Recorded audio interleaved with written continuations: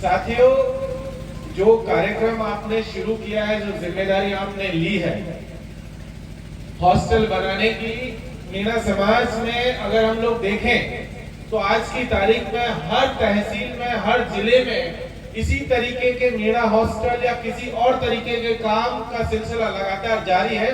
जैसा बांदीकुई में चल रहा है, ऐसा ही गंगापुर में चल रहा है, वैसे सवाई माधोपुर में, ऐसा ही कोटा में, सब जगह इसी तरीके के कार्यक्रम चल रहे हैं। लेकिन सबसे बड़ी बात यह है कि आखिर ऐसी क्या स्थिति आज पड़ी कि आम लोगों को अपना खुद का पैसा लगा करके, जेब का पैसा लगा करके, किसी को अपनी तनख्वाह देनी पड़ रही है, किसी को घर से अपना पैसा लगाना पड़ रहा है, किसी को कहीं से उधार लेके भी हॉस्टल बनाने पड़ रहे हैं, यूनिवर्सिटियां बनानी पड़ रही है। आखिर ऐसा क्या हो गया? हम क्यों कर रहे हैं ये सब? भाई क्या जरूरत है इसकी?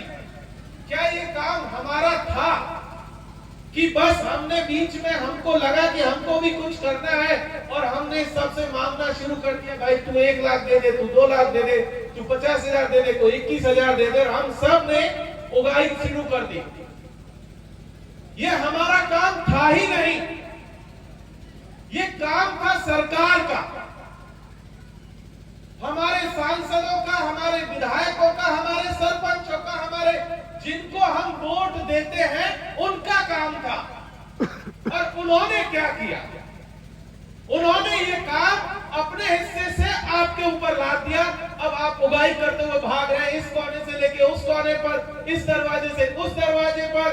कभी कोई दे देता है, कभी कोई नहीं देता है। किसी ने दे दिया तो गर्दन पकड़ के कोशिश करते थोड़ा और लूट लिया जाए, थोड़ा और वसूल लिया जाए।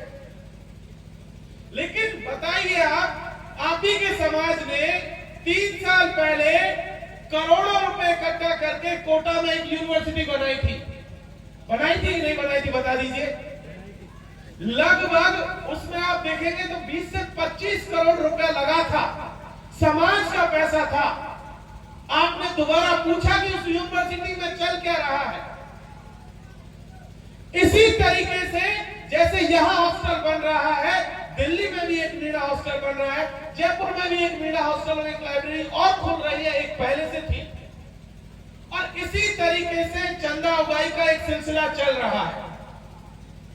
मुझे ये बताइए कि आप कितने दिनों तक इसी तरीके से चंदा देते रहेंगे और जिनको आपने वोट दिया है वो आपका नाम ले लेकर के लिखवाते जाएंगे और थोड़ी देर बाद पोस्ट बड़ा खा करके निकल लेंगे। वो तो निकल रहे पोस्ट बड़ा खा करके। भाई आप क्या है ये काम? का सच में ईमानदारी से एक भी आदमी बता दीजिए कि आपका काम था क्या? ये आपका काम नहीं था, लेकिन उन्होंने आपके कंधों पे लाद दिया। स्कूलों में भी इसी तरीके का सिलसिला चल रहा है। सरकारी स्कूलों में आए दिन नोटिस आता है कि जी भामाशाह लेकर के आइए, भामाशाह को लेकर के आइए, और स्कूल के टीचर निकल जाते हैं गांव में भामाशाह की खोज में। कोई अगर उनके स्कूल का पुराना स्टूडेंट है, कोई नौकरी लग गया, कहीं कोई और है, उसको पकड़ के ला रहे, भाई पंखा लगा दे, कुर्सी दे दे, टेबल दे दे, दही पट्टी दे दे। भाई हमारा काम है क्या? भाई क्या हमारा काम नहीं तो हम क्यों दे दे? मैं आपसे एक बात कहने आया हूं, आपकी मेहनत की कमाई है, आपका पैसा है, आप उसको बिल्कुल खर्च कीजिए, लेकिन किसी नेता के, किसी सरकार के कहने पर खर्च मत कीजिए। मैं यही बात आपसे कहने के लिए आया हूं। आपको जहां सही लगता है आप कर्ज लेकर के हॉस्टल बनवाने की कतई जरूरत नहीं है। आपने जिसको वोट दिया है बुलाइए, बैठाइए, कहिए कि बनाए, और नहीं बनता है तो कहिए कि अगली बार वोट मांगने मत आना। जो कह दे कि हॉस्टल बना के दे दूंगा उसी को वोट दे दीजिए, आपने आप हॉस्टल बन जाएगा 5 साल में। किसी से एक चवन्नी लेने की जरूरत नहीं पड़ेगी। ये बात आपको समझनी है। बट होता क्या है कि वहां से नेताजी ने नाम लिया, नीचे से आए, माला पहनाई, और वो भी खुद भी आदमी जोश में आ जाता है। देने के लिए वहां से मूड बना के चलता है कि 21,000 दूंगा। नेताजी ने जैसे ही माला पहना 51 मुंह से निकल जाता है, करके चला जाता है, घर में झगड़ा हो रहा है। ये घर में दंगल बिल्कुल बंद करवा दीजिए। जिसको वोट दिया है उससे कहिए कि आपका स्कूल बनाए, आपका हॉस्टल बनाए, आपका हॉस्पिटल बनाए। लेकिन आप भी एक बात समझ लीजिए, पैसा सिर्फ यही आप नहीं दे रहे हैं।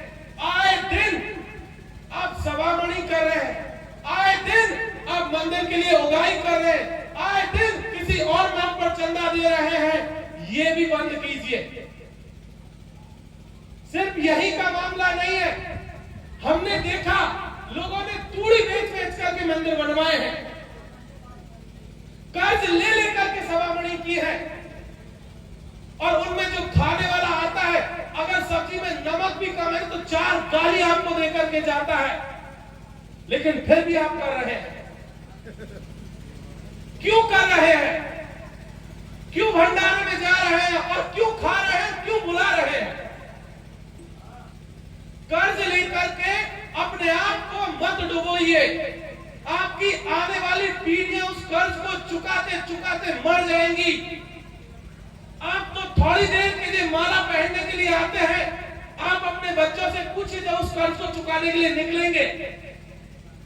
ऐसे कितने कर्ज हैं जो आप दे रहे हैं, आपके पुरखों ने लिए थे, और आपके हिस्से का आपकी आने वाली औलादें देंगी। आपकी मेहनत का पैसा है, बिल्कुल भी बर्बाद मत कीजिए। हॉस्टल बिल्कुल बनाइए, लेकिन जिसको वोट दिया उससे बनवाइए। आपको कतई बनाने की जरूरत नहीं है। ये बात यहां से आपको समझने की जरूरत है। साथियों, और भी बहुत सारी चीजें हैं जिसको लेकर के यहां बातचीत चल रही थी कि हमारा समाज आज की तारीख में किस दिशा में जा रहा है। हम ये भी देख रहे हैं कि आप में से बहुत लोग ऐसे हैं जो पूरी जी जान से मेहनत करके अपने बच्चों को पढ़ा रहे हैं, लेकिन बहुत परिवार ऐसे हैं जिनके बच्चे पढ़ाई लिखाई छोड़ करके किसी और धंधे में उतर गए हैं। कोई लूडो खेल रहा, अभी एक भाई गीत गा रहा था, देख लीजिए बच्चों को मोबाइल में क्या कर रहा है आपका बच्चा। देख लीजिए आपके साथ वालों को क्या कर रहे हैं वो लोग। उनको भी आपको कहने की जिम्मेदारी है, क्योंकि वो आपके बच्चे हैं, और आपके बच्चों को कहने का काम कोई दूसरा नहीं करेगा। आप कितने ही कमेटी बना लीजिए, कितनी ही मीटिंग कर लीजिए, आपका बच्चा आपके अलावा दूसरे के कहने से नहीं सुधरने वाला। ये बात लिख करके रख लीजिए। दूसरा जिस दिन समझाने जाएगा मार खाएगा, पिटाई खाएगा। आप ही हैं जो अपने बच्चों को समझा सकते हैं। चाहे किसी भी तरीके की लत में वो शामिल है, चाहे जुआ खेल रहा हो, चाहे सट्टा खेल रहा हो, चाहे स्नैक पी रहा हो। हमारे समाज में जिस तरीके से पिछले 25-30 सालों में पैसा आया है, और वो पैसा आया आपकी मेहनत से, आपकी नौकरियों से, जितनी तेजी से हमारा समाज ऊपर गया, पिछले 10 साल में उतनी तेजी से नीचे भी गिर रहा है। जितना पैसा आपने कमाया, आप ही के परिवार का एक बच्चा है जो नशे की लत में शिकार है, उसने पूरी जमीनें बेच दी और ऊपर से कर्ज भी ले रखा है। ये भी चीज है जिसको आपको ध्यान में देने की जरूरत है। जितना जरूरी आपके लिए हॉस्टल है, उतना ही जरूरी है कि आप अपने बच्चे को उस नशे से दूर रखें। अगर वो बच्चा नशे में रहा तो ये खंडर बन जाएगा। इसमें नशा करने वाला सिर्फ इंजेक्शन लगवाने के लिए आएगा रात में,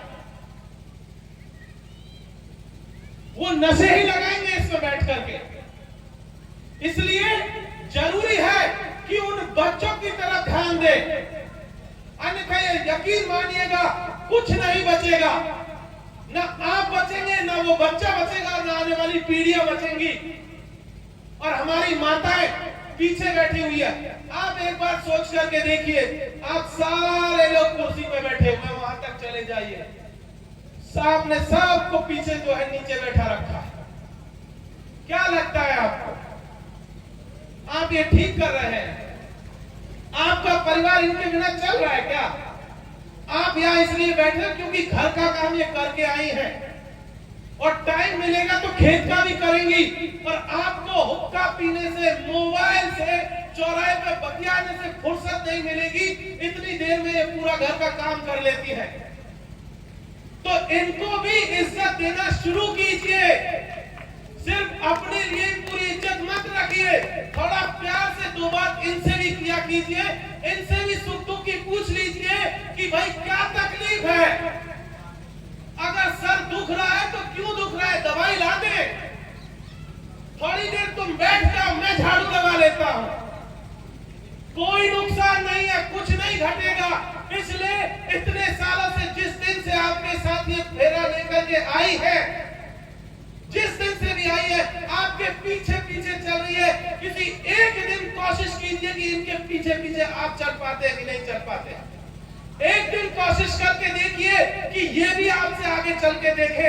और मैं आपको गारंटी दे रहा हूं, जो अपना परिवार चला सकती है ना, वो इस देश को भी आपसे बेहतर चला सकती है, यकीन मान लीजिए। आपसे अच्छे तरीके से चला लेती है।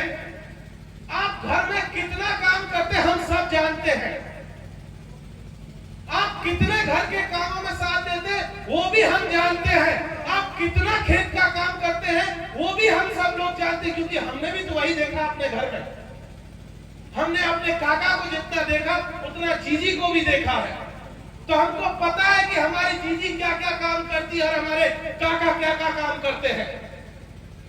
तो मैं आपसे बस यही सारी बातें कहने आया हूं कि अगर इनसे आपने दो बात प्यार से कर ली, दो बात ढंग से बैठा करके कर ली, तो यकीन मान लीजिएगा कि आपका घर भी शांति से रहेगा, ये गांव भी शांति से रहेगा और पूरा देश शांति से रहेगा। यही है जो आपके पीठ पीछे आपके बच्चों को पाल रही है। यही है जो आपके बच्चों को सुबह सुबह उठ करके नहलाती है, धुलाती है, स्कूल भेजती है।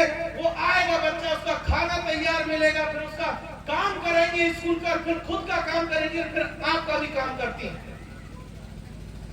तो यहां से ये बात मैं कहने आया हूं कि जितना जरूरी हॉस्टल बनाना है, जितना जरूरी अपने भविष्य को सुधारना है, अपने बच्चों को सुधारना है, उतना ही जरूरी है इन महिलाओं को इज्जत देना भी है। दीजिए इनको इज्जत। और सबसे बड़ी बात, अगर आप सही मायनों में इज्जत देना चाहते हैं, आप किसी के बेटे होंगे, किसी के भाई होंगे, किसी के पिता होंगे, आप अपनी बच्चियों को स्कूल भेजना शुरू कीजिए। अगर अभी तक नहीं भेजा है और अगर भेज चुके हैं तो जैसी पढ़ाई लिखाई अपने बच्चों की करवा रहे, बेटे की करवा रहे हैं, वैसी ही पढ़ाई लिखाई अपनी बेटियों की भी करवाइए। शादियां होती रहेंगी, जैसे जितनी चिंता आपको अपने बेटे की शादी की है ना, उतनी ही चिंता बेटी की कीजिए। बेटी की चिंता में दुबले मत होइए, उसको पढ़ने दीजिए, उसको अपने पैरों पर काबिल बनाइए, वो खड़ी हो पाए, वो पढ़े लिखे नौकरी करे। और अगर वो इस काबिल हो पाए ना, तो भी ये यकीन मानिए कि आपका जिंदगी सुधर जाएगा। नहीं तो जैसे उनकी माँ घर में खट रही है जीवन भर, वो भी वैसे ही खटेगी। इसलिए ये सारी बातें बहुत जरूरी है।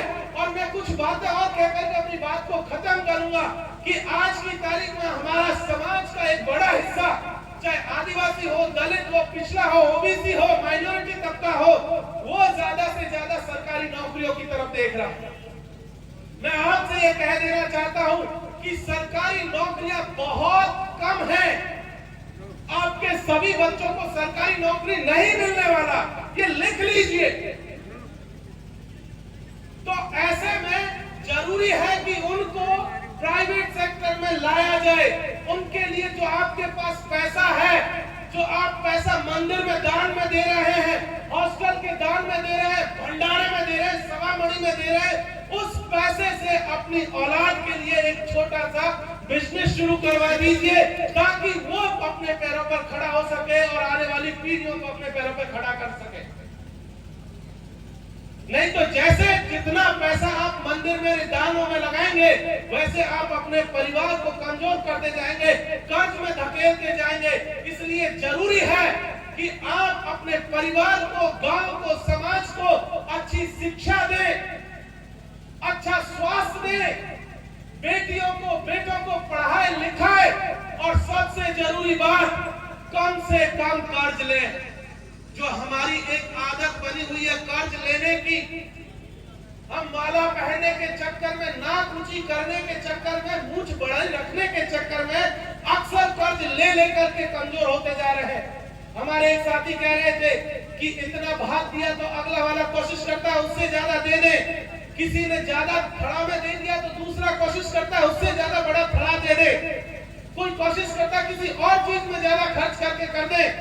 वो बंद कीजिए, कर्ज में डूबना, कर्ज लेकर के घी पीना कतई अच्छी बात नहीं है, ये यकीन मानिए।